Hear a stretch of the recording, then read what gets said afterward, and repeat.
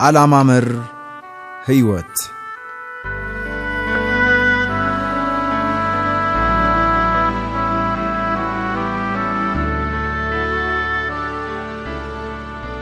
በሪክ ዋረን የተጻፈ።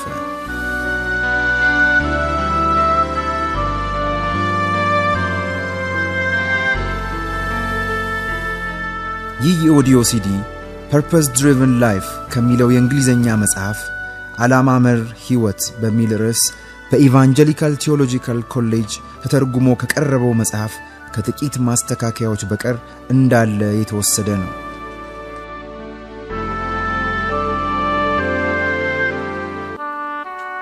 ይህ የኦዲዮ ሲዲ እጅህ የገባው በአጋጣሚ አይደለም። ከመወለድ በፊት እግዚአብሔር ይህንን ጊዜ በሕይወት ወሰነው። የተፈጠርክበትን ዓላማ ትገነዘብ ዘንድ እግዚአብሔር በጥብቅ ይፈልጋል፣ በምድር ላይ በዘላለም ውስጥም።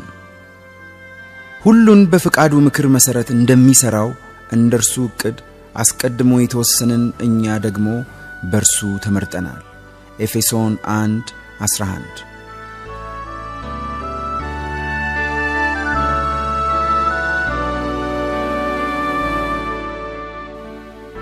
አጋጣሚ አይደለህም።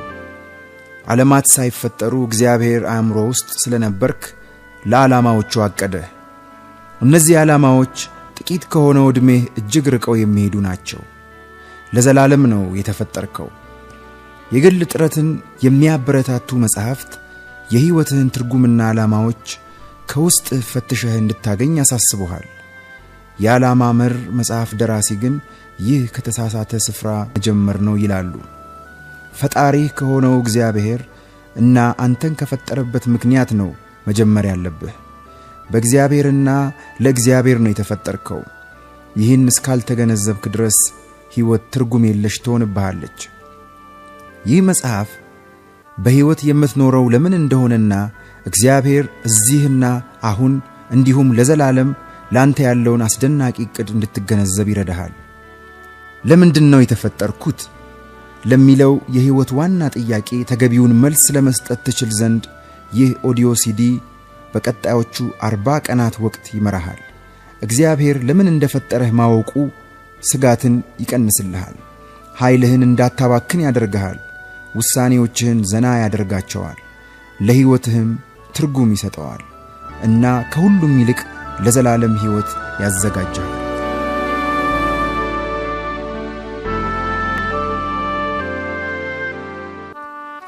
ዓላማ መር መጽሐፍ የ21ኛው ክፍለ ዘመን ክርስቲያናዊ ሕይወት ዕቅድ ሲሆን በእግዚአብሔር ዘላለማዊ ዓላማ ላይ የተመሠረተ ነው። በባህላዊ ፋይዳዎች ላይ አይደለም። ከ1200 በበለጡ መጽሐፍ ቅዱሳዊ ጥቅሶችና መግለጫ ጥቅሶች በመጠቀም ስለ አምልኮ ኅብረት፣ ደቀ መዝሙርነትና አገልግሎት የሚነገሩ የተለምዶ መግለጫዎችን ይገዳደራል። ይህን በማድረግም ስለ ሕይወት ምንነት ጽንሰ ሐሳብ የጠራ ጥበብን ያስጨብጣል። ይህ ደጋግመህ የምትሰማው የተስፋ ኦዲዮ ሲዲ ነው። መጪ ትውልድ ቅርሱ የሚያደርገውና እጅግ ጠቃሚም ነው። ሪክ ዋረን ሳድልባክ የተባለችና ካሊፎርኒያ አሜሪካ ውስጥ የምትገኝ አንዲት ቤተክርስቲያን መስራችና ፓስተር ናቸው። ቤተክርስቲያናቸው አሜሪካን ውስጥ በትልቅነትና በጥሩነት ከሚታወቁት አንዷ ናት። ዓላማ መር ቤተክርስቲያን የሚለው ሌላ መጽሐፋቸው በ20 ቋንቋዎች ተተርጉሞ ከ20 ሚሊዮን ኮፒዎች በላይ ተሽጧል። የወርቅ ሜዳሊያ ከመሸለሙም በላይ 20ኛው መቶ ክፍለ ዘመን ከለወጡት 100 መጽሐፍት አንዱ በመሆንም ተመርጧል።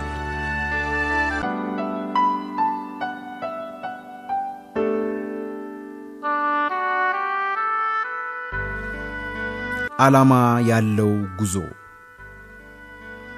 ይህን ኦዲዮ ሲዲ በሚገባ ለመጠቀም የሚከተለውን ልብ ብለው ያድምጡ። ይህ ኦዲዮ ሲዲ ለምንድን ነው የተፈጠርኩት ለሚለው የሕይወት ዋና ጥያቄ መልስ ታገኝ ዘንድ ወደሚረዳህ የ40 ቀን መንፈሳዊ ጉዞ ይመራሃል። በመሆኑም ከሌሎቹ የኦዲዮ ሲዲዎች የላቀ ተልእኮ አለው። በኦዲዮ ሲዲ ውስጥ በምታደርገው የጉዞ ፍጻሜ እግዚአብሔር ለሕይወትህ ያለውን ዓላማ ትገነዘባለህ። የተለያዩት የሕይወት ክፍሎች ሁሉ እንዴት እንደሚያያዙ ስለምትገነዘብ የሕይወት ሙሉ ስዕል ይኖርሃል። ይህ ግንዛቤ ጭንቀትህን ይቀንሳል፣ ለሁኔታዎች የምትሰጠውን ውሳኔ ቀላል ያደርገዋል፣ እርካታን ይጨምርልሃል፣ ከሁሉም ይልቅ ለዘላለም ሕይወት ያዘጋጅሃል። ቀጣዮቹ 40 ቀኖች። ዛሬ በበለጸጉ አገሮች ያለው አማካይ የሰው ዕድሜ 25550 ቀን ይሆናል። ጤንነቱ የተሟላ ሰው የሚኖረው ዕድሜ ይህ ነው። ታዲያ ከነዚህ ቀናት ውስጥ በ40ዎቹ እግዚአብሔር ምን እንድታደርግባቸው እንደሚፈልግ ለማወቂያነት ብትገለገልባቸው ብልህነት አይደለምን? እግዚአብሔር 40 ቀናትን ጠቃሚ የመንፈሳዊ ወቅት አድርጎ የሚመለከታቸው መሆኑን መጽሐፍ ቅዱስ ውስጥ በግልጽ ያገነዝበናል። እግዚአብሔር አንድን ሰው ለዓላማው ሲያዘጋጅ 40 ቀናትን ይወስድ ነበር። የኖህ ሕይወት በ40 ቀናት የዝናብ ወቅት ተለውጧል። ሙሴ የተለወጠው ሲና ተራራ ላይ ለ40 ቀናት በቆየበት ወቅት ነው።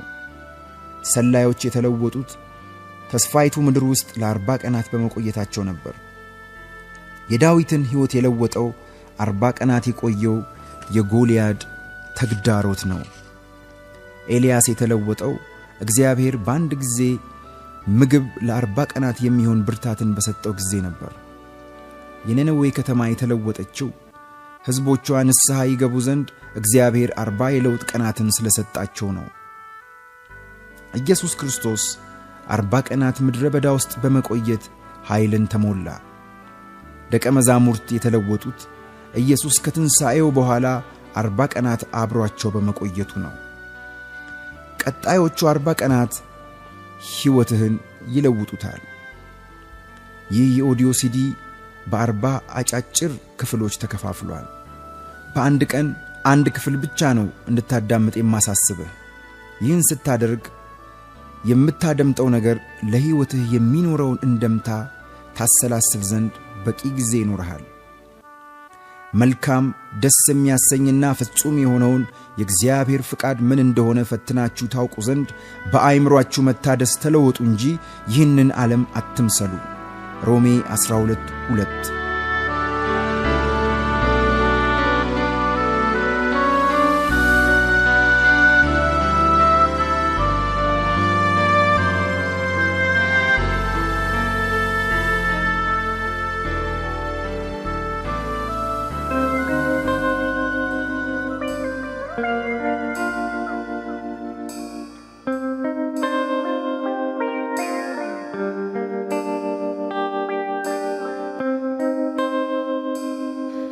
ሰው የሆነበት የሚኖርበት ምክንያት ካልገባው በአካል ኖረ እንጂ የነፍሱን ክፍተት በምን ሊሞላው? ኑሮን ለማሸነፍ ሮጦ ቢደርስ ከግቡ ተሳካለት ቢባል ሐሳቡ ሞልቶ እንዲያው ለደንቡ ግን ይሄ አይደለም የሕይወት ትርጉሙ። ከማግኘት ይበልጣል ለተፈለጉበት መገኘት በውሉ ሀብትን ለማካበት ከመባዘን ይልቅ ለምን እንደምንኖር በተጋን ለማወቅ ለምንድነው የምንኖረው? እስትንፋሳችን የሚቀጥለው ዘመን ሲጨመር በእድሜያችን ላይ ለሰራን ጌታ እንድንሰራ አይደል ወይ? ለምንድነው የምንኖረው? እስትንፋሳችን የሚቀጥለው ዘመን ሲጨመር በእድሜያችን ላይ ለሰራን ጌታ እንድንሰራ አይደል ወይ?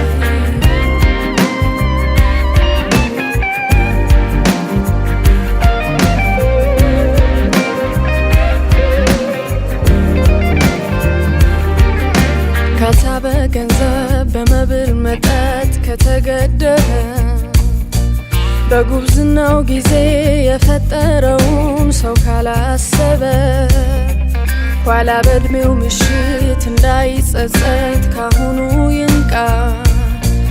የተፈለገበትን ምክንያት ያግኝ ቀኑ ሳያበቃ በምድር ላይ ያስገኘን በሰማያት ያለ ዓላማ ሰጥቶናል የምንኖርበት ከቁስ በዘለለ ሁሉ በየድርሻው በተሰጠው ስራ ለመፈጸም ይሩጥ የአምላክን አደራ። ለምንድነው የምንኖረው እስትንፋሳችን የሚቀጥለው? ዘመን ሲጨመር በእድሜያችን ላይ ለሰራን ጌታ እንድንሰራ አይደል? ለምንድነው የምንኖረው እስትንፋሳችን የሚቀጥለው? ዘመን ሲጨመር በእድሜያችን ላይ ለሰራን ጌታ እንድንሰራ አይደል? ሰው የሆነበት የሚኖርበት ምክንያት ካልገባው በአካል ኖረ እንጂ የነፍሱን ክፍተት በምን ሊሞላው? ኑሮን ለማሸነፍ ሮጦ ቢደርስ ከግቡ ተሳካለት ቢባል ሀሳቡ ሞልቶ እንዲያው ለደንቡ ግን ይሄ አይደለም የህይወት ትርጉሙ። ከማግኘት ይበልጣል ለተፈለጉበት መገኘት በውሉ ሀብትን ለማካበት ከመባዘን ይልቅ ለምን እንደምንኖር በተጋን ለማወቅ። ለምንድነው የምንኖረው እስትንፋሳችን የሚቀጥለው? ዘመን ሲጨመር በእድሜያችን ላይ ለሰራን ጌታ እንድንሰራ አይደል? ለምንድነው የምንኖረው እስትንፋሳችን የሚቀጥለው? ዘመን ሲጨመር በእድሜያችን ላይ ለሰራን ጌታ እንድንሰራ አይደል? ለምንድነው የምንኖረው እስትንፋሳችን የሚቀጥለው? ዘመን ሲጨመር በእድሜያችን ላይ ለሰራ